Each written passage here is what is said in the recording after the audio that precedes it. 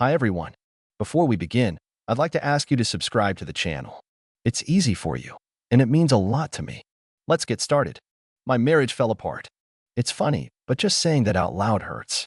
Not that I didn't know or hadn't suspected it over the past month or so, but today I crossed one of those invisible lines where everything hits you all over again.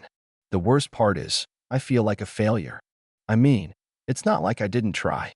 This wasn't one of those cases where a cold-hearted husband ignores his wife and her needs while hanging out with his buddies. And it's not like I spent so much time at work that we became strangers. I put Trisha first in my life. I never forgot an anniversary or a birthday. I rushed home from work every day and spent every free minute with her. I did everything I could to make our marriage strong. I know it probably sounds like I was being weak, in a way, but I didn't have a choice. You see, I knew that if I treated Trisha poorly or ignored her, our marriage wouldn't last. I knew that because I wasn't her first husband. Her first husband was a real tyrant. I often wondered why she married him in the first place. But she told me that sometimes you can't see people's true nature right away. Sometimes it takes a while before they show their real face.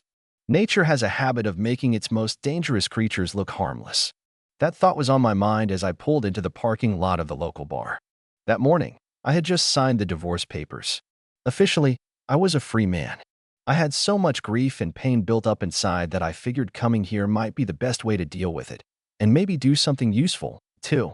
I had a purpose, and if he was as much a creature of habit as my friends claimed, he'd be here within the next few minutes.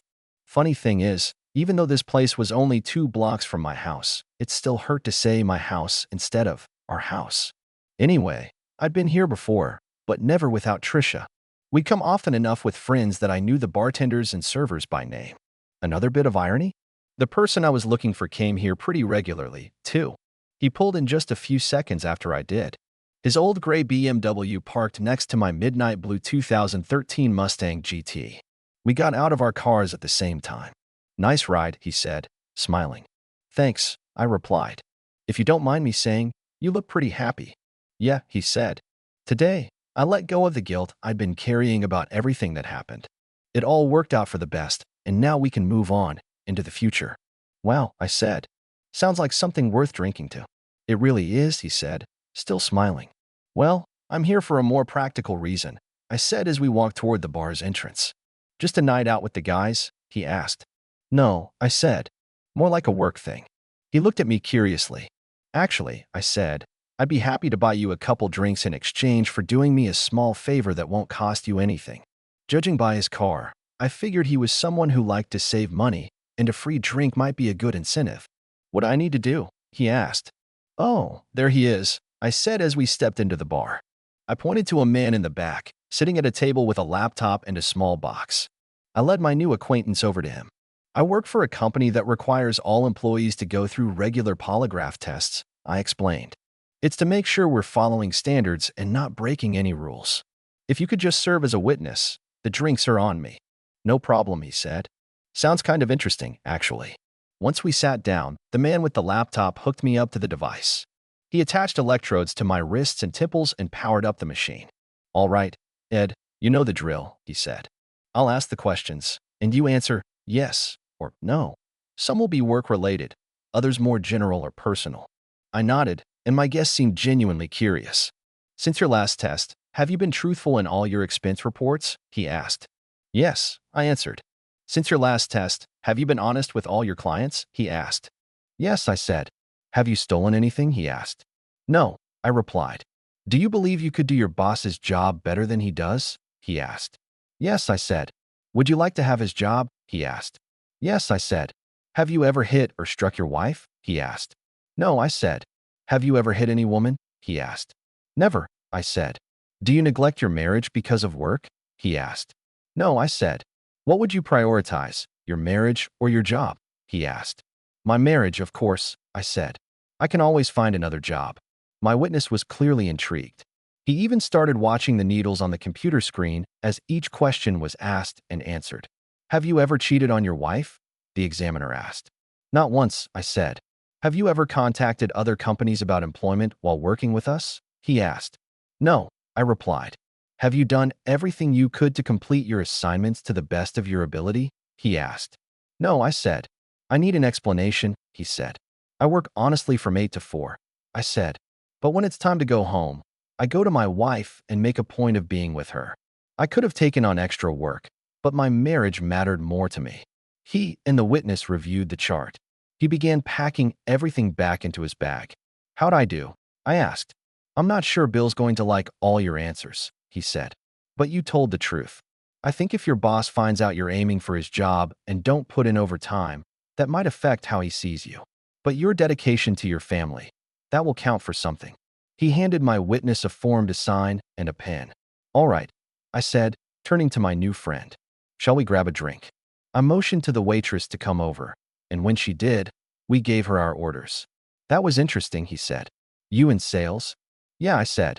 I can't believe they're allowed to ask you questions about your personal life. Isn't that illegal? He asked.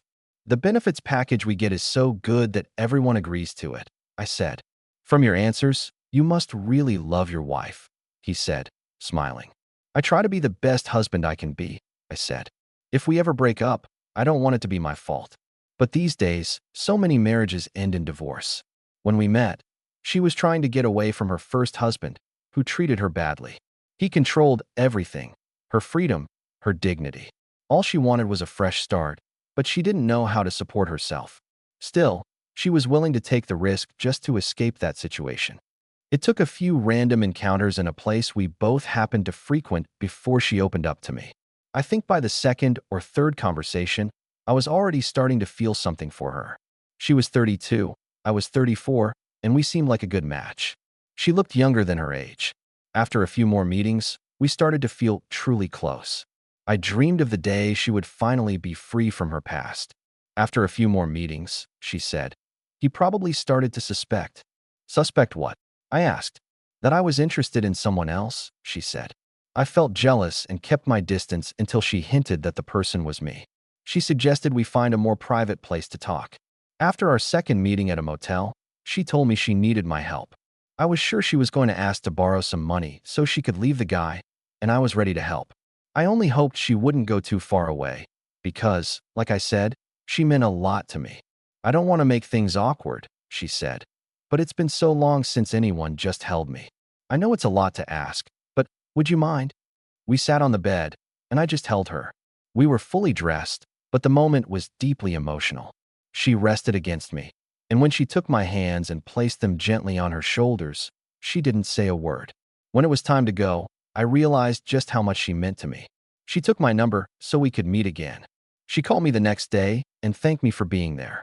She said she'd been missing warmth and affection, and that I helped her feel like herself again. I couldn't stop thinking about how difficult her past had been. A few days later, we met again, this time in a different part of town. She said we shouldn't stay in one place too long, so we didn't attract attention. We held each other again, and she seemed more relaxed. I left that day with my feelings for her growing even stronger. The next day, during a phone call, she sounded a bit distracted. As I was about to hang up, she suddenly said she was almost done with everything and would be able to talk more freely soon. Then why didn't you wait? I asked. I wasn't sure I could do it until I heard your voice, she said. And once you spoke, I knew I had to. Had to do what? I asked. I signed up for a dating site, she said. Be careful, I told her. There are some shady people on those sites. I think I'll be fine, she replied, because now I know exactly what I'm looking for. I was a little surprised, and I think my silence made her continue. You're a good man, Ed, she said. But when I'm with you, I feel like I want more. For the first time in a long while, I felt warmth and joy, and then I realized I was missing genuine closeness. You were very respectful to me. Can I be blunt, Ed? She asked. I was hoping that over time, things between us would work out. I want to be with you.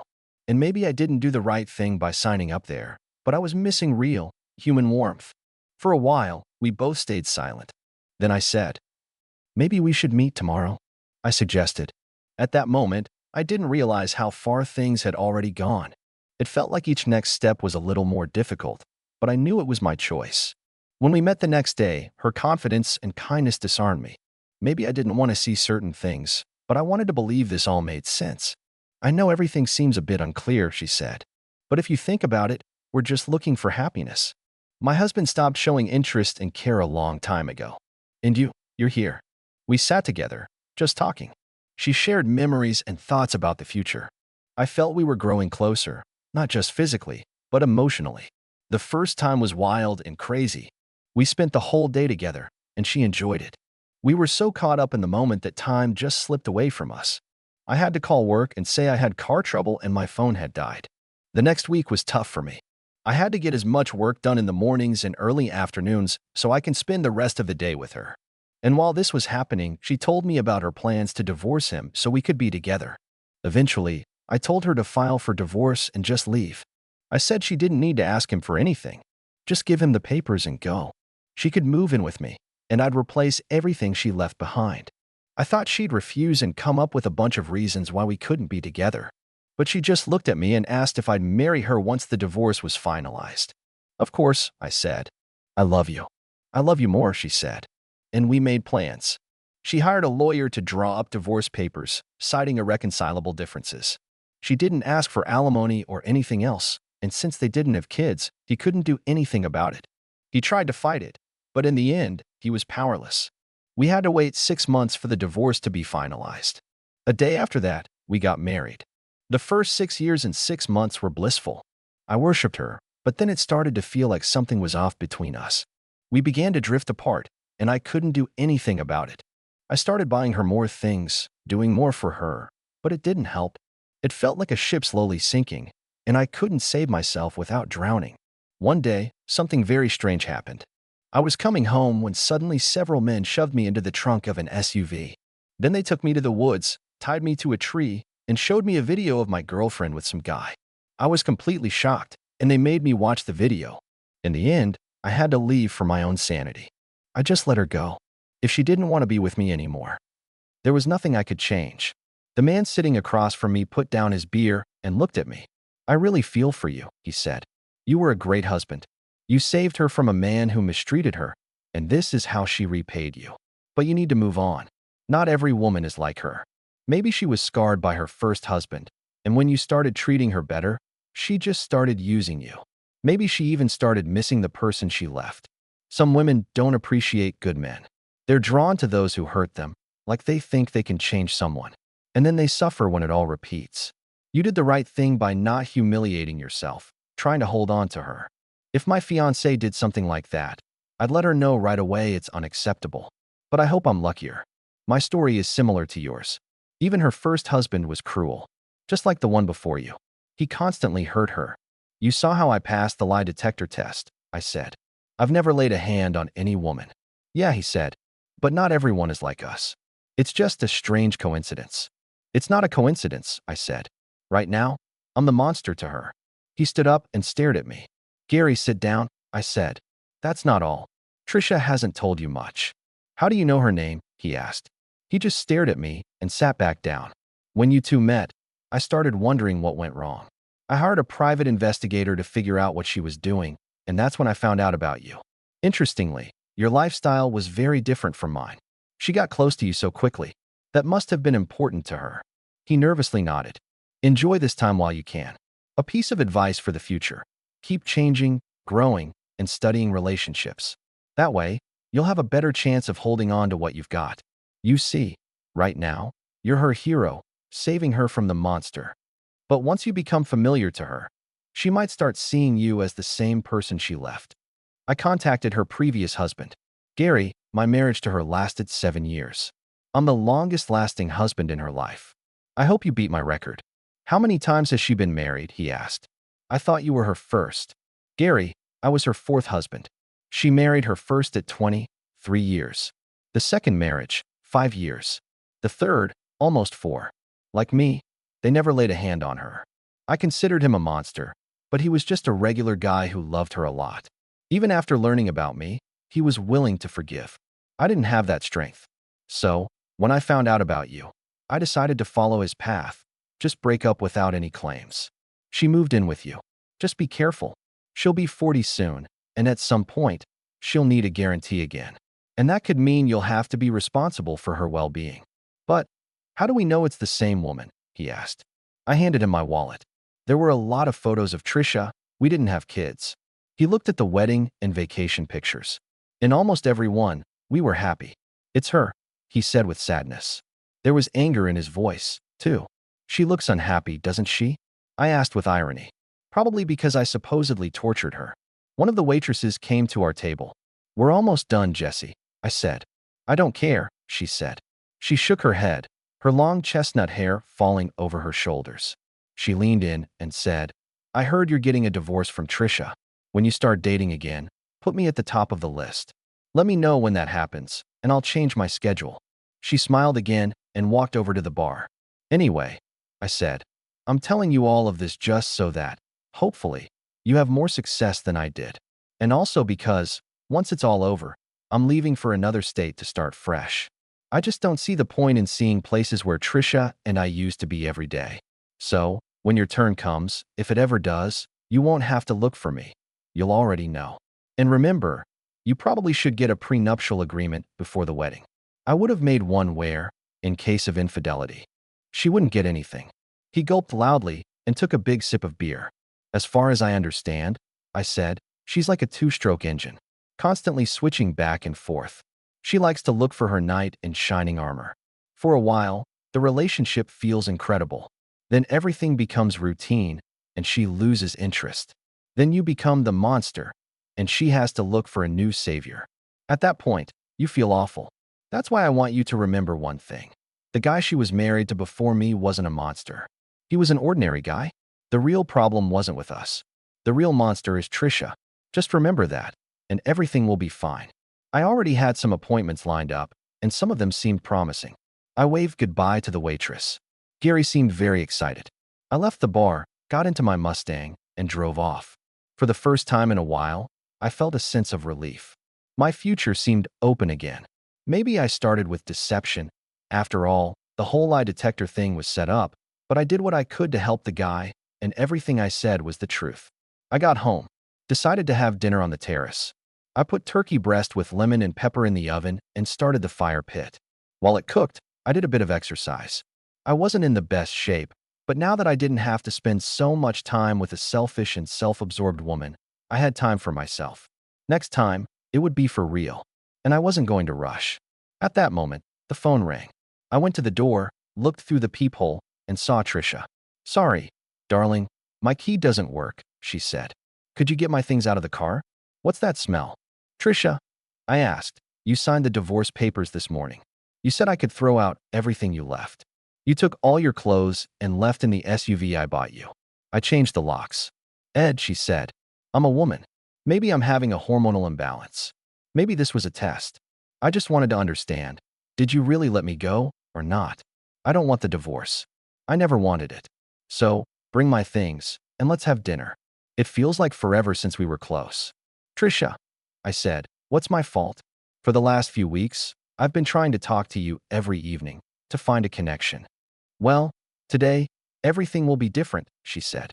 From this evening on, everything will change. I'll bring your things in the morning, I said. I opened the door, took her hand, and led her to the living room. She knew she should apologize to me and tried her best. Later, when we stepped out onto the porch, I said, it doesn't mean anything. You didn't come back because you understood something important, but because Gary was smarter and left before making a mistake. I've become smarter, too. I'm not going to be the backup option. But just now, she started. You just used me. You're a monster. Maybe, I said, closing the door and heading for the shower. The end.